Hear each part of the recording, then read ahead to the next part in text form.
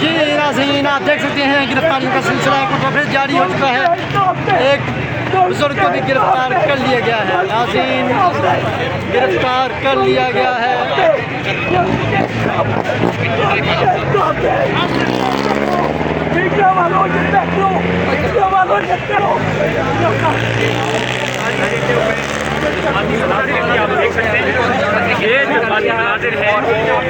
جی ناظرین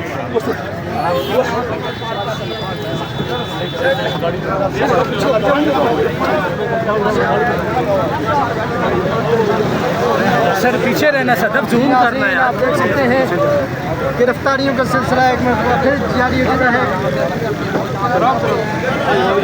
بزرگ شہری کو بھی گرفتار کر لیا گیا ہے. آرام سے چھوڑ نہیں جائیں گے. یہ ہمارا عشق دیکھ لو, کل خدا کے آگے آپ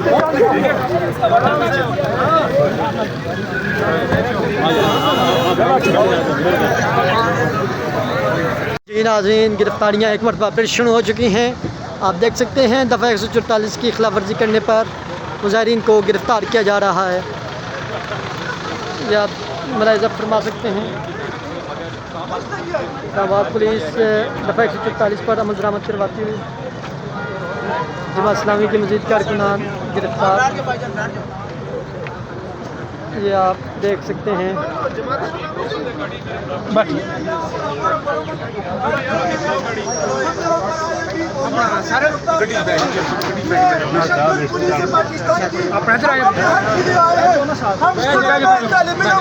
اور یہ مجھ پر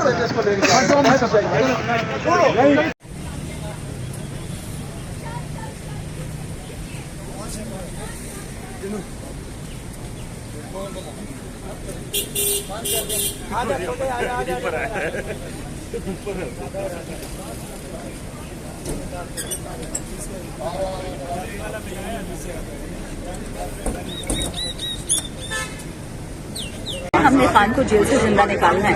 اگر شرافت سے بات سمجھ جاتے تو ٹھیک ہے, نہیں سمجھیں گے تو پھر ہمارے پاس تو بہت آئینی رستے کھلے ہیں, قانونی رستے ہمارے پاس کھلے ہیں. میڈم کل بھی یہاں پہ ہماری بات ہوئی تھی کہ شہریار افریدی صاحب ہیں, شاندانہ گلزار صاحب تو آ چکی ہیں, دوسرے جو پی ٹی آئی کے ہیں شیر افضل مروت صاحب وہ بھی نظر نہیں آ رہے. اس حوالے سے آپ کیا کہیں گے, اور اس احتجاج کے جو آخری مراحل ہوں گے آگے کی طرف جائیں گے اس کے حوالے سے؟ دیکھیں کل تو شیر افضل صاحب نہیں, کل میں نہیں تھی, آج وہ نہیں ہے. بچے تو ہوتا رہے گا. دیکھو 92 MNAs اس چھوٹی سی جگہ میں فٹ ہو سکتے ہیں کیا؟ ہم تو چاہتے تھے کہ باہر کرنے نہیں دے رہے.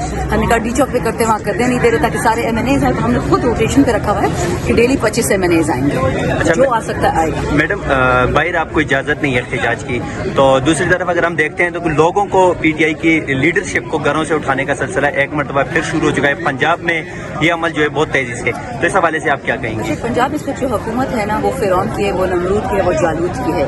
ان کے زندگی پہ, ان کے چہروں پہ, ان کے عمل پہ, ان کے دماغ پہ اللہ تعالیٰ نے کالی پٹیاں باندھی ہیں. یہ گندے لوگ ہیں, یہ قاتل ہیں, یہ چور ہیں, یہ ڈاکو ہیں, یہ وہ لوگ ہیں جو جوڈیشل ایکسٹریڈیشنل کلنگز کرتے ہیں. یہ وطن کے دشمن ہیں.